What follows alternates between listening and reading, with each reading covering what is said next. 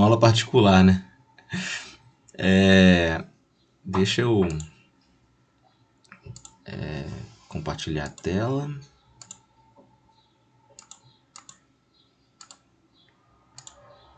Pam, pam, pam.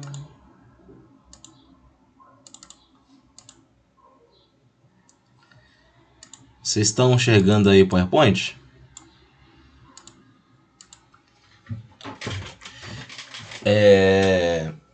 Então, vamos lá, né? Bom, hoje o nosso tema é ensaio de dureza, né? Eu vou falar que depois do ensaio de tração, esse ensaio é o mais importante aí dentro dos ensaios não destrutivos, né? O ensaio de dureza. Caso queira conferir no livro, né? O livro da Mauri Garcia, capítulo 4 do livro, ele traz esse ensaio com muito mais detalhe, né? Aqui eu tô fazendo um apanhado geral, né? Tô colocando, tirando alguns aspectos que eles acabam aprofundando demais e apresentando para vocês o ensaio, né? Primeiramente, né? O que é a dureza? Né? A definição de dureza. Dureza é resistência à deformação plástica localizada. Então, a resistência à deformação plástica localizada. Então, a ideia do ensaio de dureza é o quê? É gerar uma deformação plástica localizada numa área bem pequena e verificar como que o material ele resiste a essa deformação. Né? Então, vamos lá. Se eu aplico uma carga aí de 100 Newton, dando um exemplo assim, bem grosseiro, tá, gente? Numa carga numa área bem pequena. Né? E eu vejo que essa carga ela deforma muito o material, quer dizer que o material ele tem baixa dureza. Se essa carga deforma pouco, quer dizer que ele tem alta dureza. Beleza? Então a dureza, o conceito exato da dureza é resistência à deformação plástica localizada. Tudo bem? Então, no ensaio de dureza, o que a gente faz? A gente aplica uma carga na superfície do material, empregando um penetrador, né? Tem um penetrador que é por onde eu aplico a carga, né? De maneira que eu vou produzir uma marca superficial ou uma impressão. Né? Eu vou produzir uma marca superficial ou uma impressão. A medida da dureza, o valor numérico, vai ser encontrado quando a gente analisa as características dessa impressão, dessa marca que ficou. Então é como se tivesse um penetrador, né, que pode ser de aço, de diamante, de outros materiais. Eu forço ele no material. Quando eu tiro esse penetrador, eu vou analisar as características da marquinha que ficou. Né? Se essa marca for muito profunda, quer dizer que o material tem baixa dureza. Né? Se essa marca for muito grande, quer dizer que o material tem baixa dureza. Né? Então é através dessa marca que a gente vai falar qual o valor da dureza assim, exato, né? O valor numérico da dureza. Né? É claro que a interpretação dessa marca vai depender dos vários tipos de ensaio. Né? Eu tenho alguns ensaios de dureza diferentes. Né? Cada um tem uma maneira diferente de se interpretar essa marca que fica.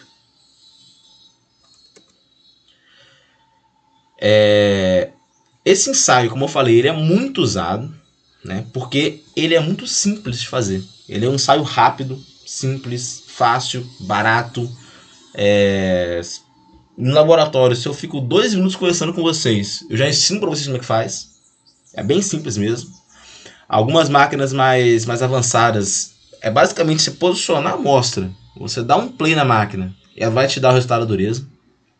Né? Então é muito simples e por isso ele é muito usado. Né? E a dureza é uma característica muito importante dos materiais. Né? A gente quer saber quando o material ele é duro, quando ele não tem uma dureza muito relevante. Né? Até porque a dureza está muito relacionada à resistência mecânica. Geralmente os materiais que têm uma alta resistência mecânica possuem uma alta dureza também. Então a dureza é um bom indicativo para a gente.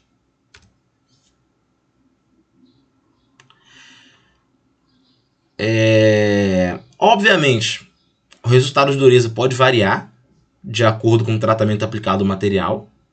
Né? Pensa no aço comum, aço carbono, e um aço que sofreu uma têmpera. Obviamente, o aço que sofreu a têmpera vai ter uma dureza maior. né? Porque a têmpera, ela faz com que a dureza aumente. A gente já viu isso aí no período passado, né? No ano passado, na verdade, na TecMat.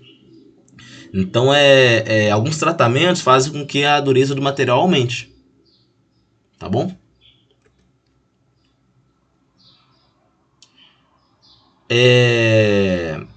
Como eu já falei, a dureza ela é conceituada, definida como a resistência à deformação plástica localizada, né?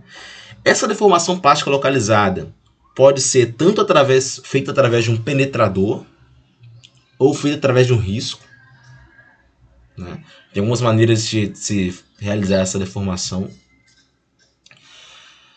O mais comum é usar penetrador padronizado, né, que vai ser pressionado na superfície do material. Então, como todo ensaio, tem um padrão a seguir.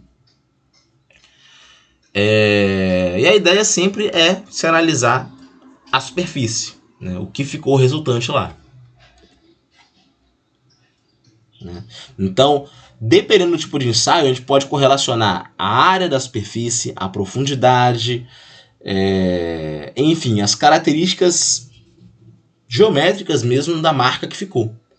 Né? E a gente correlaciona isso através de uma fórmula com o valor numérico de dureza.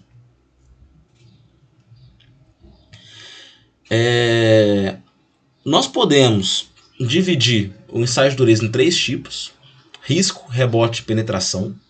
Né? O mais comum para a gente é o ensaio de dureza por penetração, onde eu vou penetrar a superfície do material. Mas também tem por risco e por rebote, que são mais incomuns aí. Primeiramente, vou falar para vocês a dureza por risco, né, que é um ensaio mais assim antigo, posso dizer, né? Um dos primeiros ensaios de dureza realizados. A lógica é bem simples, né?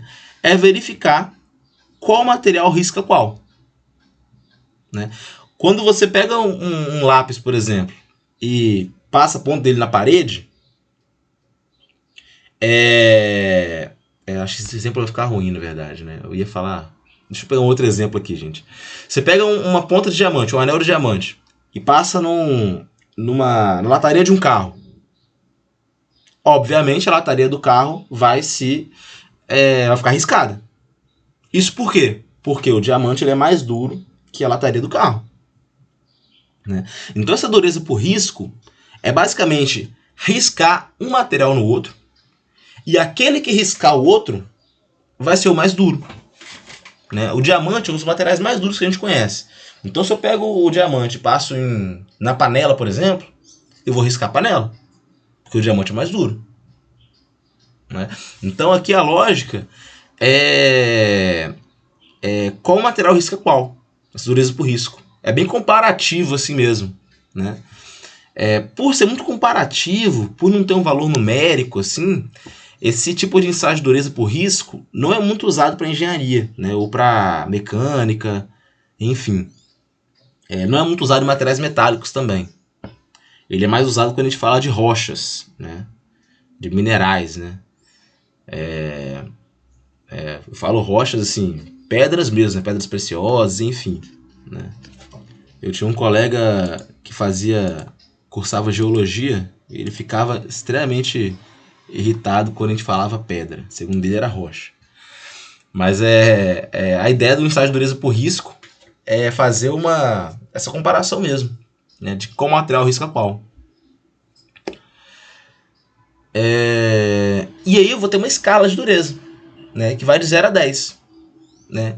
O 10 é aquele material que tem maior dureza, que no caso é o diamante. E o 0, né, o menor de todos, né, é o talco, que tem a menor dureza. Né? Então essa escala de dureza é conhecida como escala de dureza Mohs, como está escrito aqui. Consiste de uma escala de 10 minerais padrões organizados, de tal forma que o mais duro risca todos os outros. Né? O diamante tem a dureza 10, a safira tem dureza 9, o topázio dureza 8. Né? É muito usado para minerais, como eu falei. Né? Os metais aí nessa escala estariam entre 3 e 8. Né? Só que é muito comparativo, né? Muito subjetivo aí a análise. Né? Por isso que não é tão usado assim para metais. Aqui na escala da esquerda, eu tenho a escala de dureza Mohs. Né? O talco é 1, gesso 2, calcita 3, fluorita 4 e em cima o diamante 10 aqui. Aqui tem uma comparação de onde os aços estariam, né? O aço nitretado estaria entre 8 e 9, plástico estaria um pouco abaixo de 2, né? E aqui tem as outras escalas de dureza, tá? Que eu vou mostrar para vocês aqui durante a aula. Então os minerais, né, tá em preto e branco, porque eu tirei essa imagem do próprio livro. Mas só os minerais aí mostrando o talco, a calcita, o feldspato, o quartzo, o diamante. Outro método de dureza por risco é a microdureza Beerbaum, né? Que é mais incomum de utilizar, tá bom? Não é tão comum assim. Mas consiste na aplicação de uma força de 3 gramas força, ou seja, uma força bem pequena. Vou aplicar uma força bem pequena, usando um diamante padronizado, com um formato específico, né, que é um canto de um cubo, em cima de uma superfície polida. Né? Então, a ideia é que eu gere uma impressão desse tipo aqui. Aqui está o riscador de diamante, aqui está a impressão que fica. Né? Você pode observar que a força usada é 3 gramas força. Né? O que isso quer dizer? Que é o peso de 3 gramas. Então é uma força muito pequena. Por isso que a gente fala que é microdureza. Porque a impressão que fica, ela vai ser microscópica, vai ser muito pequena. E a gente vai precisar de um microscópio para analisar a impressão que fica aqui no material, a marca que ficou. Né? Sabendo a marca, a gente mede o tamanho da marca, a largura do risco, né? Que é esse valor de lambda, em micrômetro. E aí, usando essa fórmula aqui, eu vou encontrar o valor de K, que é o valor da microdureza Beerbaum, que é 10 elevado à quarta, dividido por lambda ao quadrado. Então a ideia é pegar esse meu riscador de diamante, que é muito pequeno, aplicar essa carga minúscula na superfície e ver como é que ficou aí a marca, né, na superfície da amostra. Né? Vocês podem ver que esse penetrador aqui, né, esse riscador de diamante no caso, né, que aqui é a minha dureza por risco, tem o formato de um canto de um cubo, com ângulo de contato de 35 graus, né? A superfície tem que ser polida e atacada. Então esse aqui é o ensaio de microdureza Beerbaum. Beleza?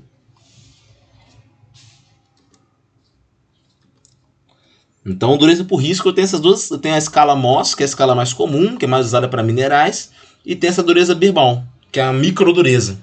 Tá bom? Vocês vão ver aqui muitas vezes o conceito de microdureza, que é a dureza calculada microscopicamente. Né? A microdureza é muito útil, porque, por exemplo, em algumas situações eu tenho um material que tem 2 fases.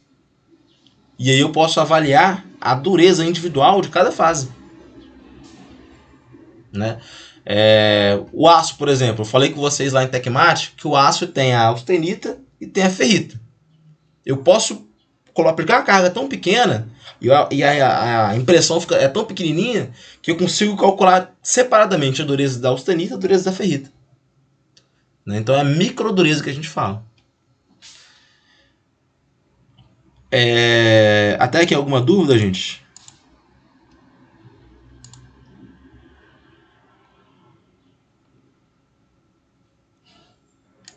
Beleza. Agora vamos para o outro método de dureza, que é a dureza por rebote. Né? Esse ensaio, a gente fala que ele é um ensaio dinâmico. Né? Por quê? Porque eu vou ter como se fosse uma ponta de diamante, um penetrador. Eu vou soltar ele de certa altura, né? Batendo na minha amostra, obviamente. E eu vou avaliar o quanto de energia vai ser consumido nessa deformação. Né? Parecido com o ensaio de impacto que a gente viu lá em Tecmate. Bem parecido mesmo. Né? Então esses ensaios de dureza por rebote são ensaios dinâmicos. A impressão que fica na amostra, na superfície, vai ser causada pela queda livre de um êmbolo. com uma ponta padronizada de diamante, peso conhecido. E o valor de dureza vai ser proporcional à energia de deformação consumida, né? Como que se calcula essa energia de deformação, né? Eu soltei meu penetrador lá de cima, uma altura que eu conheço. Ele bate na amostra e ele sobe de novo. Ou seja, ele dá um rebote ali. A diferença de altura, de onde ele caiu, de onde ele voltou, vai me dar o quanto de energia ele perdeu no impacto, quando ele bateu na superfície. Então eu consigo saber dessa maneira quanta energia foi usada na deformação, né? Aí vocês podem lembrar da física, né? Que a energia vai ser a diferença aí da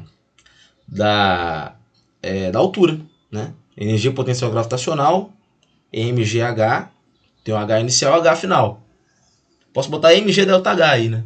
Para falar que é a diferença de altura, vai me dar a energia gasta, né? O quanto que ele perdeu de energia no impacto, né? E aí eu consigo calcular esse valor de energia que eu vou associar à dureza do material por rebote, né? Um material dúctil, ele vai consumir muita energia, né? Porque o material dúctil é aquele que deforma muito plasticamente. A deformação plástica, ela consome energia. Então, quando eu tenho um gasto muito excessivo de energia, eu posso falar que o material é dúctil. E se ele é dúctil, ele tende a ter a dureza mais baixa, né? Então, quanto mais energia gasta, menor vai ser a dureza, né? Esses são métodos de dureza por rebote, né? Dentro desses métodos de dureza por rebote, a gente pode destacar a dureza Shor, né? Shore, como está escrito aqui, né? A gente fala em inglês Shor. Onde tem uma barra de aço, cuja pontinha é arredondada, e vai ter um diamante na ponta, e vai ser colocado dentro de um tubo de vidro, né? Eu vou soltar essa barra de aço com a pontinha para baixo, né? De uma altura padrão. Ela vai bater na superfície, vai se chocar na superfície do material e vai subir de novo, né? A altura do rebote, né, vai ser considerada a dureza do material. Beleza?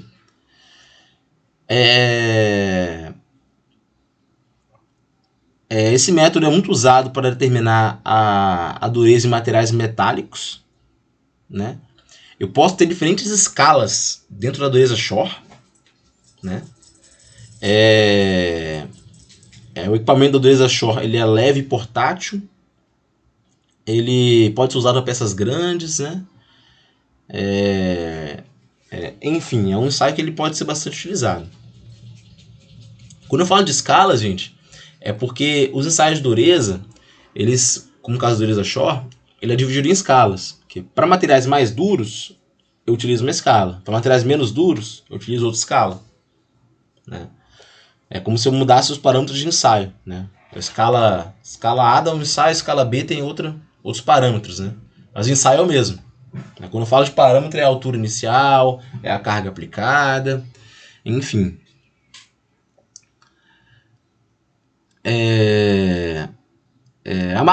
A marca da superfície nesse ensaio é muito pequena também, então ele pode ser usado em peças acabadas, né? E eu posso fazer esse ensaio também em temperaturas adversas, em condições adversas de ambiente.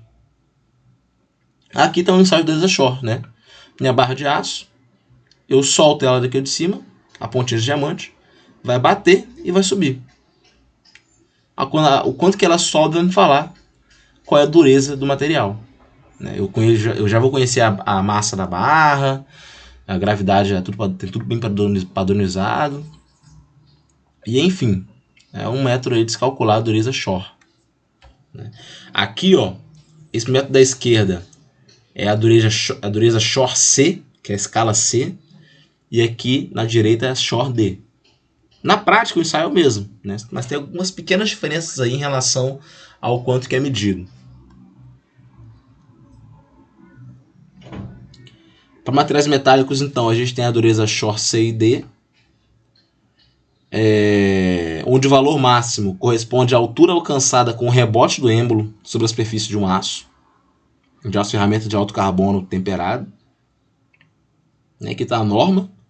Lembrando, todos os ensaios que eu estou falando para vocês aqui, eles têm normas que padronizam esse ensaio, tá? Então não é algo que é feito de qualquer jeito, a gente tem que seguir a norma.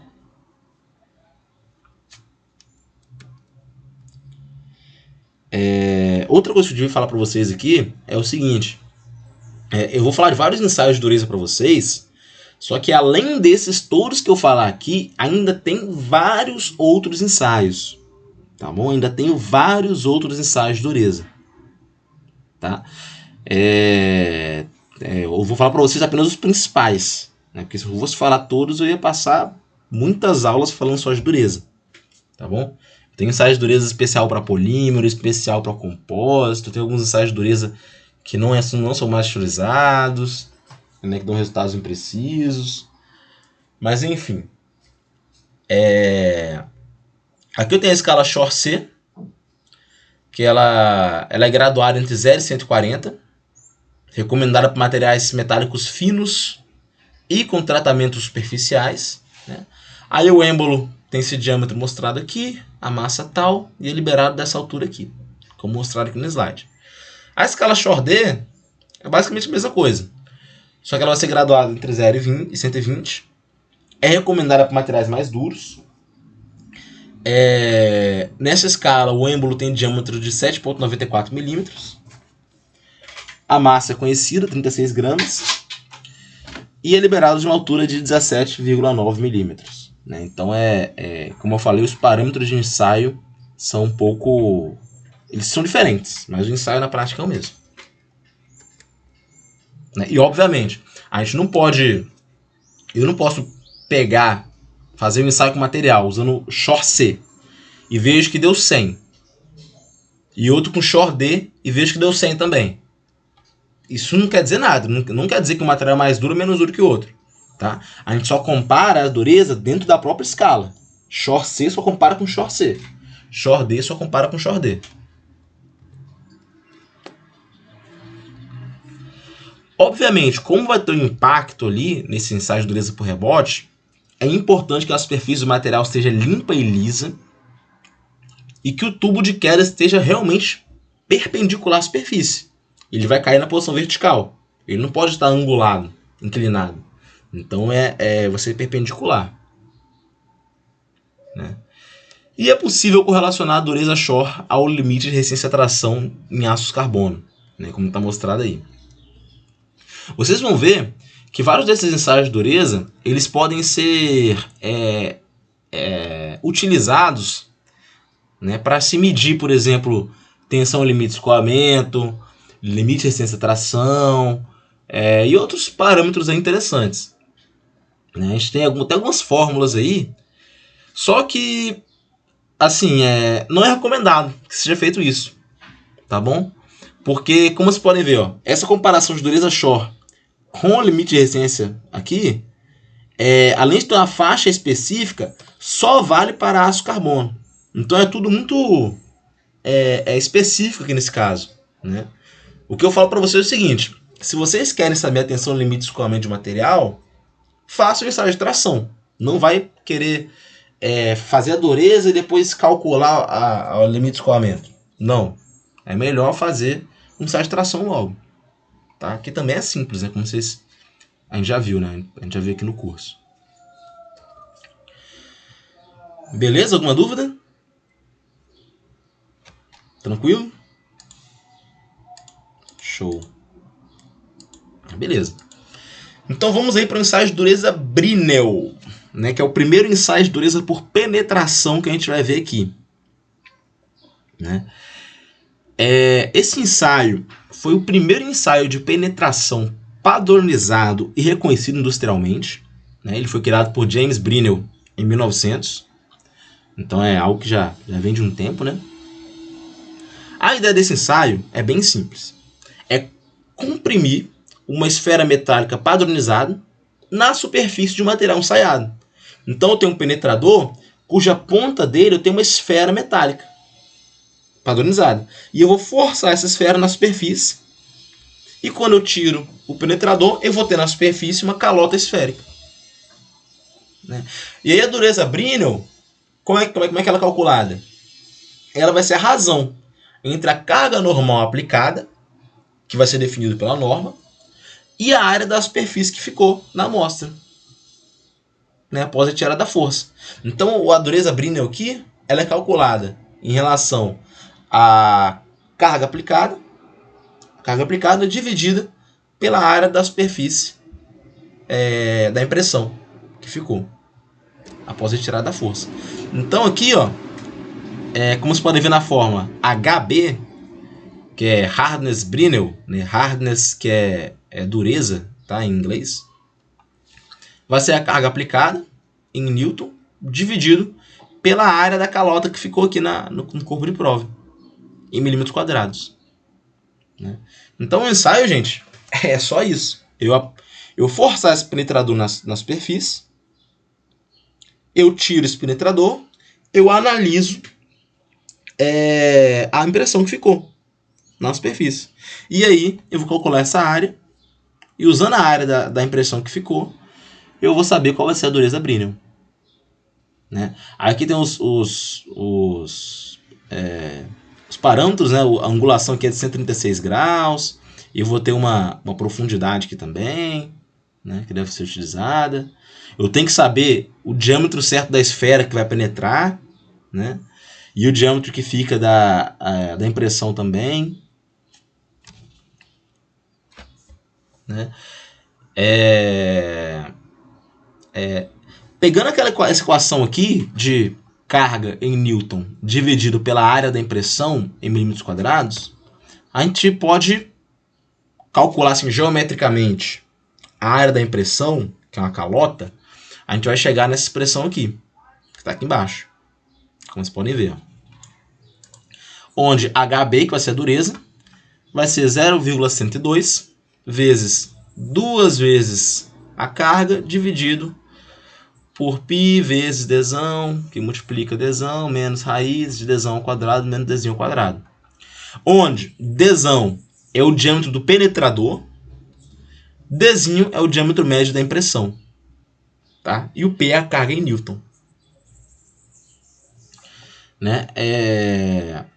Esse 0,102 aqui, gente, ele vem porque a carga está em Newton. Tá? Essa expressão ela pode ser um pouco diferente, né, se a carga estiver em kgf, por exemplo, né, em quilograma-força. Tá? Mas a ideia é essa daqui. Ó. É sempre ter a força dividido pela área da impressão. Como vocês podem ver, essa expressão aqui do HB é força sobre área. Força sobre área, a gente sabe que é uma tensão.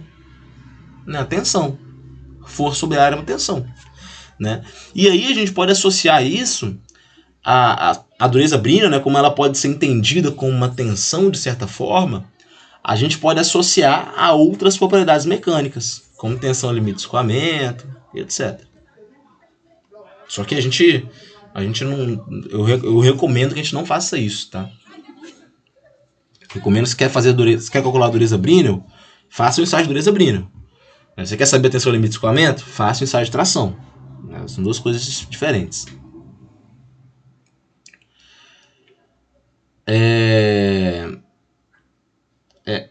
Bom, na prática do ensaio, você pode ver essa fórmula aqui, pode até ficar um pouco assustado.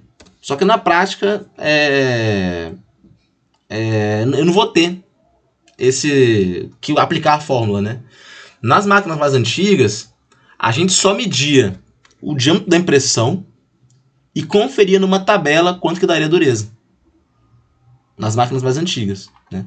Hoje em dia, gente, é tudo meio automatizado. Você coloca no próprio computador o diâmetro médio, que ficou da impressão formada, né? E aí vai me dar a dureza Brinell. A unidade, gente, da dureza é sempre HB, tá? Então, apesar de ser uma força sobre área, a dureza não vai estar em Pascal, não vai estar em Newton por milímetro quadrado, não. Ela vai estar sempre em HB. Vocês vão calcular 100 HB, 120 HB, 130 HB e por aí vai.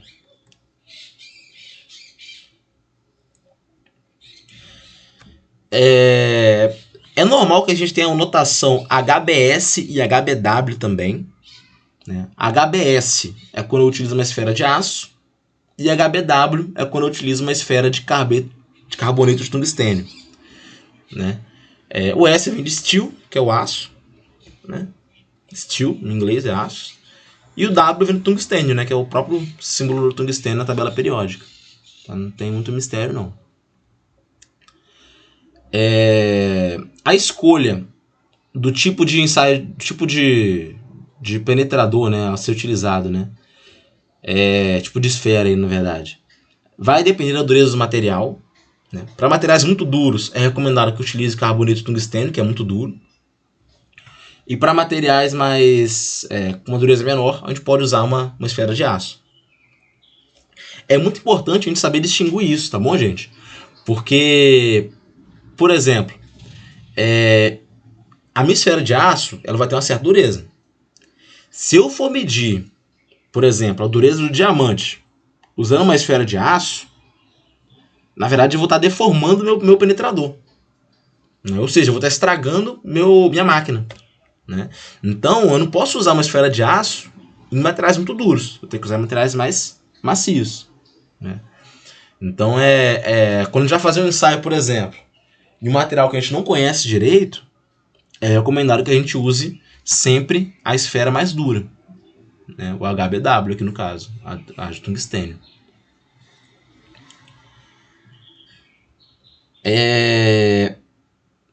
Até porque, usando mais dura, a gente se previne, né, do risco de danificar a minha máquina, né, minha máquina de ensaio. Bom, tanto a carga quanto o diâmetro da esfera vão depender do material, né, devendo esses parâmetros se adequar ao tamanho, à espessura e à estrutura interna do corpo de prova. Né, então, a escolha de carga e diâmetro de esfera depende muito do material, tá? É usado um parâmetro chamado grau de carga para se escolher a carga. Né? A ideia é que se mantenha um ângulo 136 graus entre a tangente da calota esférica na impressão. Voltando aqui um pouquinho, é isso aqui. Ó. Esse grau de carga é um parâmetro que vai garantir que eu tenha esses 136 graus aqui, como mostrado. Tá? Isso aí é feito geometricamente, tá? Não vou nem entrar nesse ponto. Mas é um parâmetro. A ideia é que esse grau de carga seja constante, ou seja, a carga dividido pelo diâmetro ao quadrado é igual ao grau de carga. E aí eu tenho graus de carga diferentes para tipos de materiais diferentes. Então se eu quero fazer um ensaio, por exemplo, num ferro fundido, que é duro, eu tenho que fazer uma escolha tanto de carga quanto de diâmetro da esfera que me dê um grau de carga igual a 30. Se eu quero fazer um ensaio em alumínio, eu faço a escolha da carga e do diâmetro da esfera para que dê um grau de carga igual a 5. Tá? Então esse grau de carga ele me ajuda a selecionar aí a carga, né, obviamente, e o diâmetro da esfera. De maneira que eu não danifique minha máquina e que eu consiga realizar o ensaio de maneira adequada.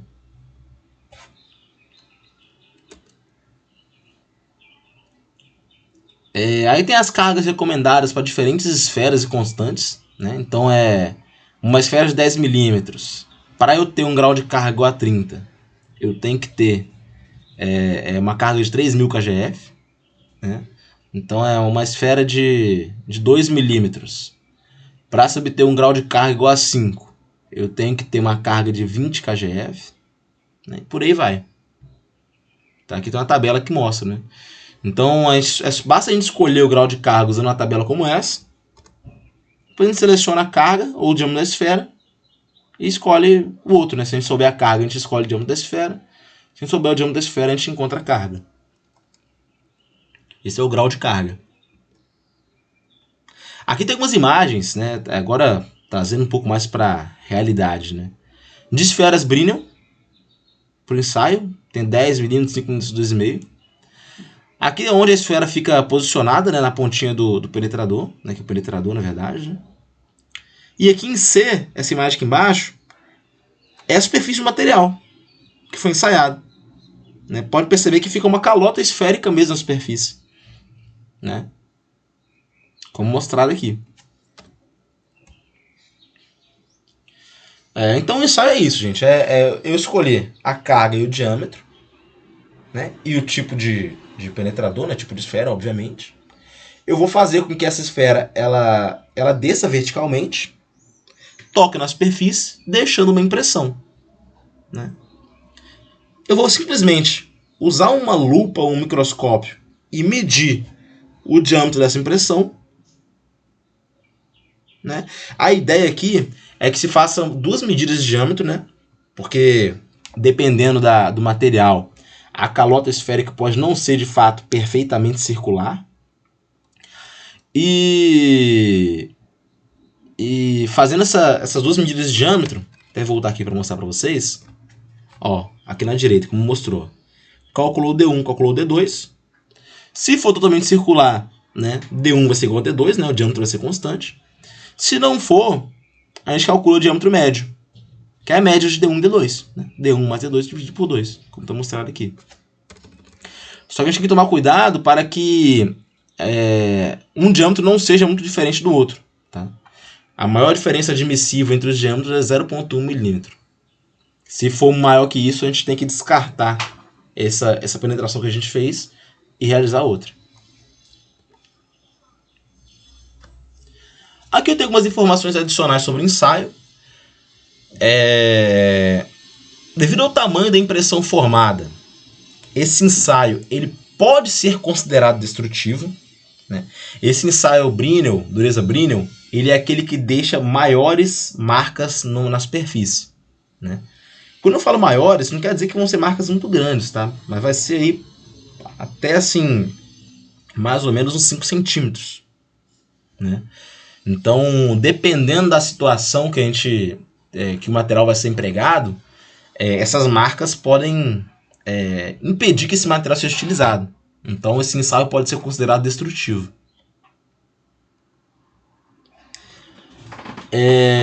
Pode ser considerado, tá? Mas no geral a gente trata ensaios de dureza como um todo como um ensaio não destrutivo.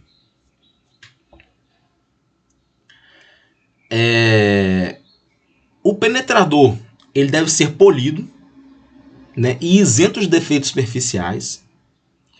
O corpo de prova tem que estar limpo, né, tem que estar totalmente liso, sem sujeira, sem substância na superfície. Né. Obviamente, isso vale para todos os ensaios, tá? A superfície tem que ser plana e o eixo de aplicação da carga tem que ser perpendicular. Né? Eu não posso ter uma superfície inclinada. Né? Senão o meu resultado vai ser errado.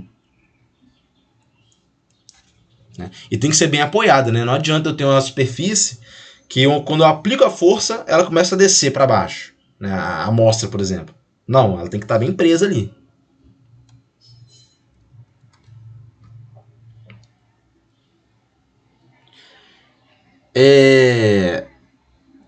Esse ensaio de dureza Brinell, ele, como eu falei, a impressão formada abrange uma área muito grande. Então ele é muito usado quando eu quero medir a dureza de materiais que tem uma estrutura interna não uniforme. Né? O que isso quer dizer? Eu já falei com vocês de latão. Não falei? Latão é uma liga de cobre com zinco. Né? Só que muitas vezes eu não quero saber a dureza especificamente do cobre e do zinco. Eu quero saber a dureza dessa mistura. Então eu tenho que fazer um ensaio de dureza onde a penetração ela seja grande. De maneira que eu consiga pegar uma ideia geral de todo o material. Não só do cobre e do zinco, mas o latão mesmo. Né?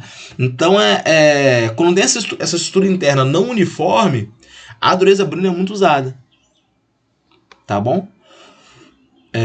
Outro exemplo do aço. Às vezes eu quero saber a dureza do aço. Eu não quero saber a dureza da ferrita e da austenita. Eu quero saber a dureza do aço total. Então eu faço a dureza Brinell. Ele vai pegar a dureza do material todo.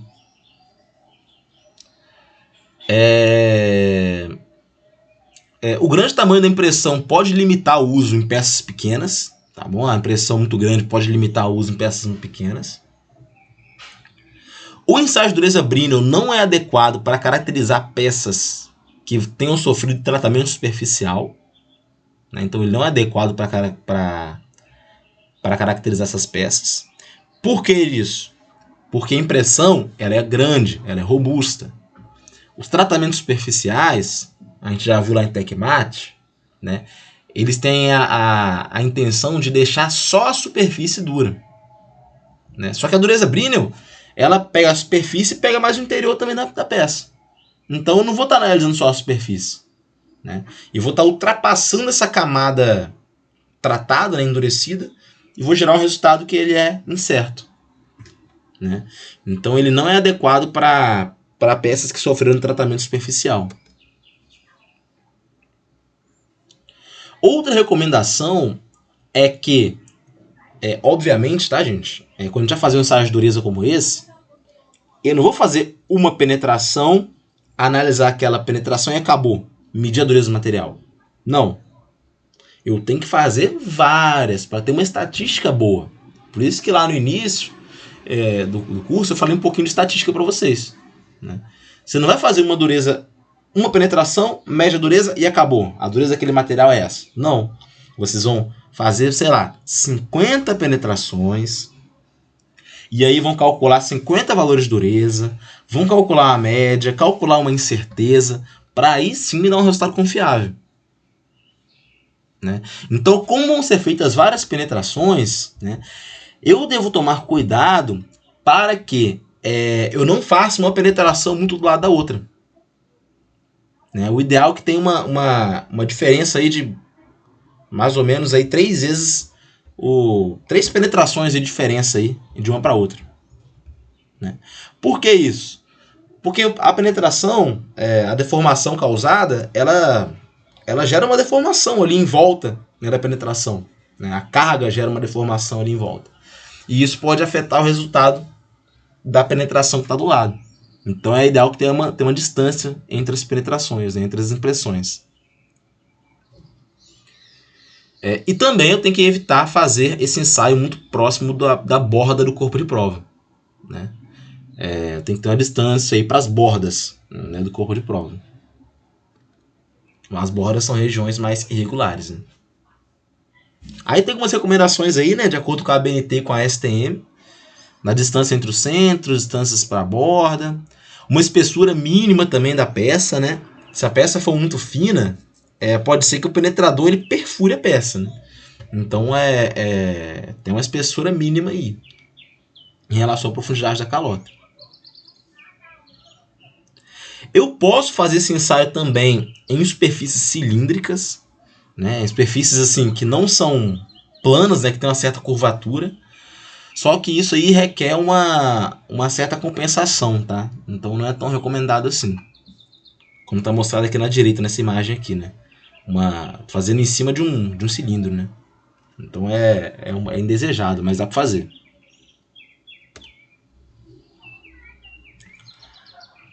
Aqui tem uma correlação entre a dureza Brinell e o LRT, né? Essa fórmula aqui,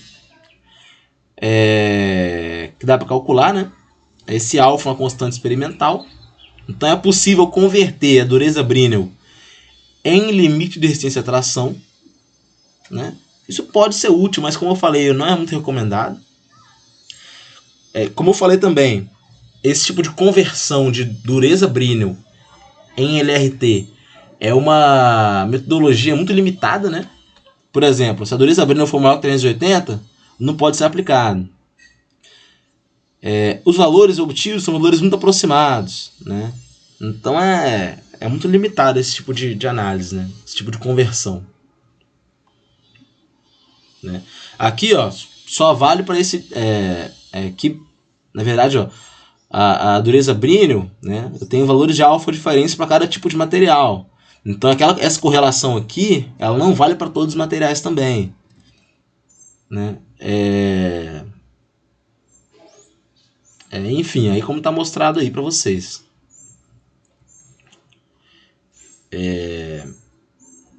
Aqui é uma gráfica mostrando a dureza Brinell com o limite de resistência à tração. Vocês podem ver, ó, que, por exemplo, ferro fundido, essa relação só vale aqui numa faixa mais ou menos de 150 até 300 aqui HB, né? Então é bem limitado. E aqui embaixo, nessa tabela aqui da direita, essa tabela de baixo, a gente pode ver a relação entre a da dureza para várias fases do aço carbono, né? A ferrita, por exemplo, ó, tem a dureza 80. Perlita grossa, 240. Perlita fina, 380. Martensita, 595. Martensita 0,8% de carbono, né? Quanto maior a porcentagem de carbono mais duro, 735. Tá bom? Então vocês podem ver que quando a gente fala que muda a microestrutura do material, muda também as propriedades. Aqui eu tenho um vídeo mostrando esse ensaio, né? É bem tranquilo para vocês visualizarem, né? Aí tá o penetrador esférico. Ele tem um diâmetro desão. Ele vai ser forçado para baixo, né? Ele encostou, formou a calota esférica de diâmetro desinho, né? Profundidade pesão ali, né? Aí tá a dureza Brinell, o HB, como mostrado para vocês. Essa dureza, como eu falei com vocês, é a força aplicada sobre a área da calota que ficou, né? A gente pode pegar essa expressão, né, calculando geometricamente a área da calota, e destrinchar essa expressão, né, de maneira que a expressão fique daquela que eu mostrei para vocês, né? Lá tinha um fator de 0,102, que era o fator por conta das unidades, né? De estar em Newton, estar em milímetro, né? Como mostrado aí.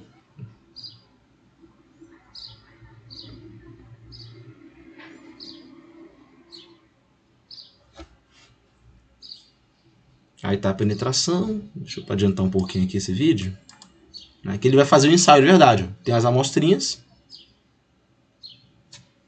né? Ele prendeu o penetrador na máquina, né? Botou a carga lá em cima, né? Esses métodos de colocar a carga lá em cima é em máquinas mais velhas, tá? Em máquinas mais novas a gente não precisa colocar manualmente a carga. A gente ajeita ali o penetrador com a superfície e realiza a impressão. A carga determinada aí, ó. Tirei minha amostra. Vocês vão ver aí, ó, que tem uma calotinha esférica aí dentro da amostra. Aí ele está usando uma lupa mesmo para medir, né? E aí ele vai saber qual que é o valor da dureza, né? Aí ele está realizando ensaio com outra amostra, né? Só adiantando um pouquinho. E é isso, né? Você pode fazer também com amostras cilíndricas ou circulares, só que aí eu tenho alguns defeitos, né? Como esse daqui, ó, de gerar essa deformação lateral aqui na impressão, né? Mas isso tudo pode ser compensado também. E é isso, gente. Dureza Brinell é essa. Você tem alguma dúvida aí sobre dureza Brinell?